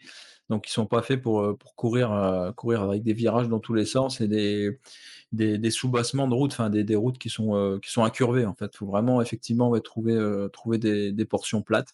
Encore une fois, entraînement spécifique, je pense qu'elles sont faites pour ça, vraiment pour faire des entraînements spécifiques à la course qu'on prépare et sinon tout le reste de l'année, mettre des paires un peu plus conventionnelles, quoi. Et souvent, il y a des paires où aussi la plaque carbone où il y a un petit trou où on peut la voir et même ça peut y avoir des petits cailloux qui se faufilent à l'intérieur. Oui, Donc oui, des fois, c'est le cas de ma paire, moi j'ai les Saucony Endorphin Pro Elite et il y a un trou au milieu et effectivement des fois il y a des petits ouais. cailloux qui se Bon, mettent. ça, c'est que pour la route, vraiment. Ouais, ouais. Même les pavés, ça marche pas. Ouais. Les Non, non, pavés, non, ça c'est ça renvoie complexe pas, aussi. c'est pas Heu, stable, ça glisse, ouais. je crois que c'est Ouais. le pire même, les pavés. Ouais. Il faut faire attention quand on va à Paris, du coup, les courses, C'est vrai, les hein? pavés, même sur le marathon de Paris, à la fin, il y avait de quoi faire. Il y avait de quoi se retourner la cheville Ouais. au 40e. Vous avez du coup d'autres questions qui vous viennent, Du coup, j'aurais une question plus sur la nutrition. Ouais. Comment tu abordes ça dans la préparation? Est-ce que pour toi, c'est un point essentiel de la préparation ou est-ce que c'est un peu secondaire? Alors pour moi, la nutrition, je dirais même, c'est un point fondamental de la préparation, mais pas, où on l'entend. C'est-à-dire que je parle vraiment de la nutrition au quotidien déjà, qui est très, très important. C'est 80 du résultat, notamment sur une préparation marathon. Dans le sens où très souvent, on a un déficit calorique qui va s'instaurer pour beaucoup de coureurs qui veulent s'affûter et qui vont se priver un petit peu de glucides et qui vont pas forcément manger en quantité suffisante. Ça, c'est la première grosse, grosse, grosse erreur que je vois très, très souvent. Et là, bah, forcément, on récupère moins bien, la qualité du sommeil est altérée, on a un risque de blessure plus important et surtout, on n'arrive pas à enchaîner les séances. La première chose, c'est très simple, ça paraît tout bête, mais il faut le dire. Mangez en quantité suffisante, mangez à votre faim, mangez suffisamment de glucides au quotidien. Ça, c'est vraiment la première chose sur laquelle j'insiste énormément. Et je vois beaucoup, beaucoup d'erreurs là-dessus. Donc déjà, on peut louper une préparation juste à cause de ça, ce serait bête. Donc déjà, c'est la première chose à prendre en compte. Et ensuite, effectivement, on a le côté, donc notamment sur marathon hein, et ultra trail, on a vraiment le côté nutrition à l'effort. Et cette fois-ci, le fait d'être capable de s'alimenter correctement à l'effort peut faire la différence. Donc là, oui, j'ai un accompagnement aussi sur la nutrition, où souvent c'est un appel téléphonique complet avec la personne pour lui donner un plan d'action précis. Ça se fait souvent en début de préparation spécifique, comme ça c'est testé sur le terrain. Et on a un nombre en fait de glucides par heure d'effort à consommer. Est-ce qu'on est plutôt liquide? Est-ce qu'on est plutôt solide? Est-ce qu'on capitalise peut-être? Je sais que moi je le fais, ça fonctionne plutôt bien. Je me m'alimente pas par exemple sur la première heure du marathon parce que j'ai une recharge glucidique au taquet et je commence seulement à m'alimenter sur la deuxième partie du marathon. Ça fonctionne plutôt bien, ça permet de pas s'arrêter au ravito, de pas perdre de temps. Ou sinon, il y a l'option de tout de suite consommer le même nombre de glucides du début à la fin, en ayant peut-être un repas un petit peu plus léger avant. Faut vraiment tester.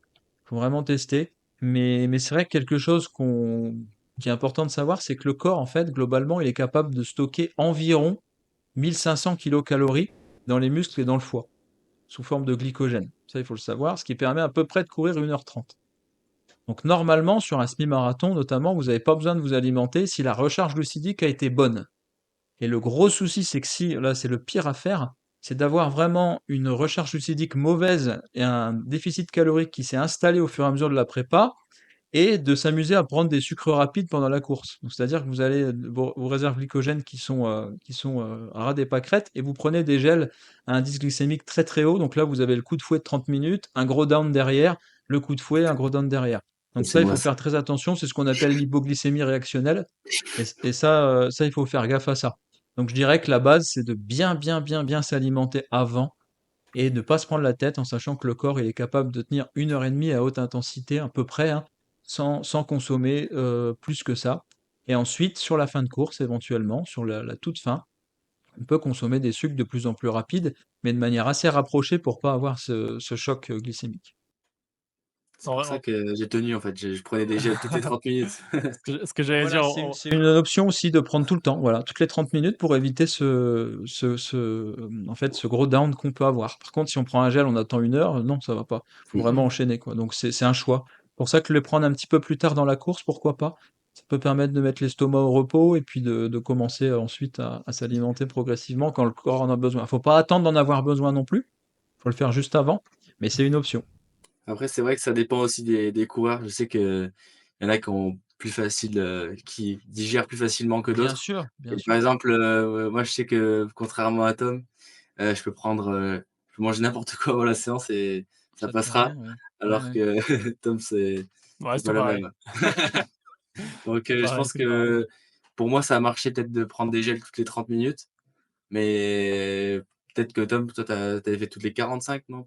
Ouais, Moi, j'avais pris, tous les 5 kilomètres. La ah donc plupart la plupart des marathons, ils ont des ravitaux à peu près tous les 5 kilomètres Ouais. où il y a de l'eau. Moi, ce que je faisais, en fait, c'est que je prenais le gel, à peu près 1 kilomètre avant le ravitaillement et après je prenais de l'eau derrière pour le faire passer, pour le diluer un peu et pour Mmh. enlever un peu la pâteuse, et je faisais ça à chaque 5 kilomètres. Donc au final, c'était pas si loin que ça que 30 minutes, je pense, même un peu moins peut-être. Et en fait, il y avait peut-être un ou 2 ravitaux où j'avais sauté le gel et j'avais ah. pris que de l'eau. Donc faudrait que je vois exactement, mais c'était peut-être en moyenne, effectivement tous les 40 minutes au final, vu que j'avais sauté un ou 2 ravitaux. OK. Voilà, donc c'était à Moi, peu près ça je pense qu'à la fin, la moi, il y avait 15 tous les 15 minutes. Il devait en avoir un qui arrivait toutes les 15 minutes à la fin. Oui, oui, oui, C'était bah, à la fin, il faut rapprocher, bien sûr. ouais. À partir du 30e, là, le corps, il a de plus en plus besoin, en fait. Mais voilà, comme je disais, théoriquement, on peut passer un SMI sans trop de problèmes, à condition d'avoir une nutrition impeccable. Par contre, à partir du 30e, non, là, ça pardonne pas. Là, il faut vraiment pas rigoler avec ça. Donc ça, c'est stratégique.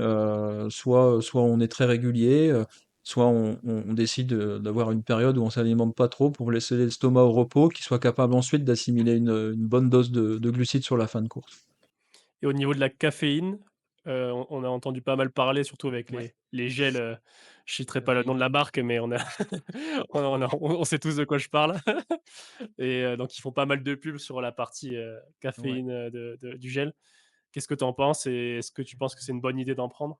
Alors déjà, sur la caféine, il y a plusieurs études maintenant qui montrent qu'elle a un intérêt sur les sports d'endurance.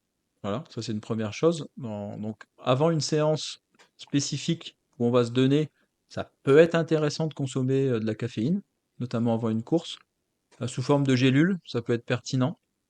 Encore une fois, de manière assez rare, parce que si on le prend tout le temps, déjà d'une, c'est pas très bon pour la santé, et de deux, notre corps s'habitue et on est obligé d'en prendre toujours plus, donc attention avec ça. Ça, c'est pour la partie un peu plus au quotidien. Ensuite, sur les gels, alors pourquoi pas, mais je pense que la caféine, c'est difficile à assimiler aussi, donc en prendre un ou deux, pourquoi pas.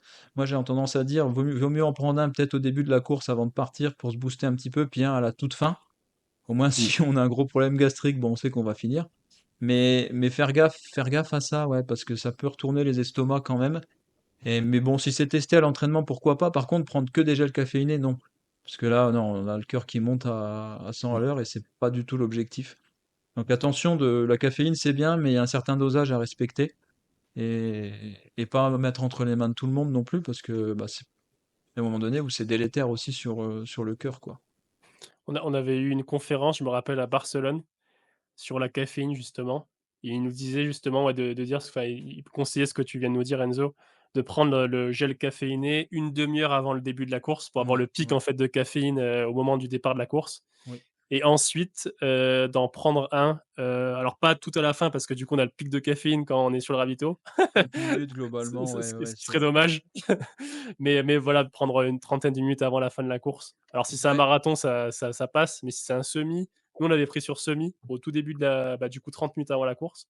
ouais, Mais c'est vrai que sur semi, on n'a pas trop le temps en fait d'en prendre un deuxième au final.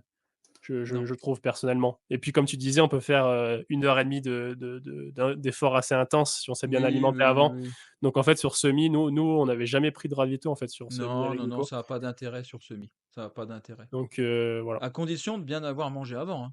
Oui, oui, ouais. Sinon c'est l'hypo direct, hein, Ah bah là, dès le deuxième kill, tu es on foutu, hein. on le sent bien. Voilà, il faut vraiment bien s'alimenter avant. C'est pour Et ça, c'est sûr que quand on n'a pas l'habitude de prendre du café, Pour ma part, dès que je prends Ah oui, oui, un verre de café ou même, une boisson énergisante, Il est insortable.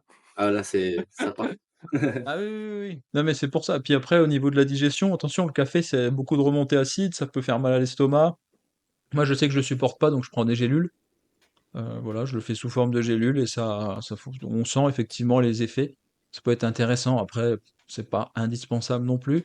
Mais bon, surtout à très haut niveau, je pense que chaque petit détail peut-être fait la différence et il y en a de plus en plus qui en consomment. Parfois sans le dire aussi, mais il y en a beaucoup plus qu'on le pense qui consomment de la caféine. De plus en plus sur les ultras. Là, on a le Tour des géants justement qui vient Ouais, de se terminer. François Daen, il a gagné. Voilà, François Den qui a remporté l'événement. Et là, on voit effectivement qu'il y a beaucoup de personnes qui utilisent de la caféine sur ce genre d'épreuve, puisqu'il faut avoir une résistance au sommeil quand même assez importante. Donc, pourquoi pas. Et au niveau du bicarbonate de soude, c'est aussi un autre produit, phare en ce moment, Oui, oui, oui. Bah alors, bicarbonate de soude, on le retrouve dans la plupart des boissons de l'effort, en fait, qui sont faites pour les sportifs d'endurance. Donc, pourquoi pas si on souhaite s'aventurer dans le fait de créer notre propre boisson d'effort maison, pourquoi pas? Personnellement, j'ai pas les connaissances assez pointues pour vous donner une recette très précise. Je pense que les marques font très bien leur taf à ce niveau-là. Mais oui, effectivement, ça permet de compenser la perte hydrique, la perte en sels minéraux. Donc le bicarbonate, oui, on le retrouve dans la plupart des boissons. On le retrouve également dans les boissons un peu enrichies comme la ceinture, par exemple. Donc oui, ça peut être intéressant, notamment quand il fait très chaud. Pareil, attention à la digestion, on en revient toujours à la même chose. Les quantités sont pas illimitées, c'est pour ça que je dis attention si vous voulez faire des boissons maison, parce qu'il faut bien les tester et au-delà d'une certaine dose, ça peut faire mal, quoi. c'est sûr. On a eu des retours par rapport à ça. Bah, je vous remercie beaucoup pour toutes ces précieuses questions qui ont, je pense, aidé pas mal d'auditeurs, hein. Parce que c'est vrai que c'est des sujets un peu parfois tabous aussi, la nutrition, par exemple. Donc c'est intéressant de pouvoir en parler à cœur ouvert et de dire vraiment la vérité sur ces choses-là. Parce que malheureusement, on entend beaucoup de bêtises aussi. Donc c'est intéressant d'avoir vraiment réponse à ces questions-là pour les personnes qui douteraient un petit peu.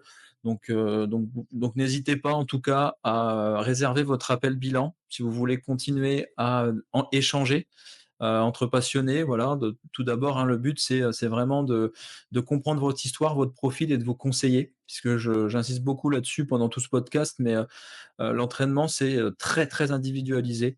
Et si vous voulez réussir, bah, il faut tout simplement trouver votre recette et pas celle du voisin. Donc, si vous voulez échanger avec moi, bah, ce sera avec grand plaisir. Le lien se trouvera en description pour réserver votre appel bilan. Et j'en profite aussi pour vous dire bah, que n'hésitez pas à vous rendre sur le site internet du centre de la NTV. Donc, je pense que vous y trouverez de précieuses informations et vous pourrez également réserver votre séjour en centre d'altitude pour profiter de tous les bienfaits, de toutes les infrastructures et des merveilleux itinéraires d'entraînement qui se trouvent près de Font-Romeu. Donc, merci beaucoup en tout cas à vous les gars, c'était un très très grand plaisir. Je ne sais pas si vous avez justement un dernier petit message à faire passer à nos auditeurs. Merci à toi en tout cas de nous avoir invités et pour cet échange. Et j'espère que ça a pu aider certains des auditeurs à répondre à leurs questions. Ah, j'en doute pas. Et puis voilà, n'hésitez pas à nous retrouver à Montlouis, à côté de Font-Romeu, comme on l'a expliqué au tout début de ce podcast. Et ça sera avec plaisir de faire des footings ou des sorties ensemble. Bah, Bah, merci beaucoup. du coup, j'ai pas grand-chose à rajouter, mais merci Enzo pour ton invitation. Et puis on se revoit bientôt. Avec grand plaisir. À bientôt. Tchuss, les Au revoir. sportifs. Ciao. J'espère sincèrement que cet épisode vous aura plu. Si c'est le cas, n'hésitez pas à laisser 5 étoiles sur votre plateforme de podcast préférée ou de vous abonner directement à ma chaîne YouTube si vous avez écouté ce podcast sur YouTube. J'en profite également pour vous rappeler que si vous souhaitez réserver un séjour au centre de la NTV Training Center, donc situé à Montlouis, avec d'excellentes installations pour un entraînement optimal, n'hésitez pas, le lien se situe en description, vous trouverez toutes les informations sur leur site internet. Si vous souhaitez être coaché et être accompagné dans votre entraînement, c'est pareil, rendez-vous en description, je vous offre un appel bilan gratuit. Préparez-moi toutes vos questions et je serai très heureux de communiquer avec vous et de vous aider à enfin atteindre tous vos objectifs sans blessure. Je vous souhaite un bon run, un bon entraînement, portez-vous bien, gardez la forme et je vous dis à très vite pour un nouvel épisode sur le Run Success Podcast. À bientôt!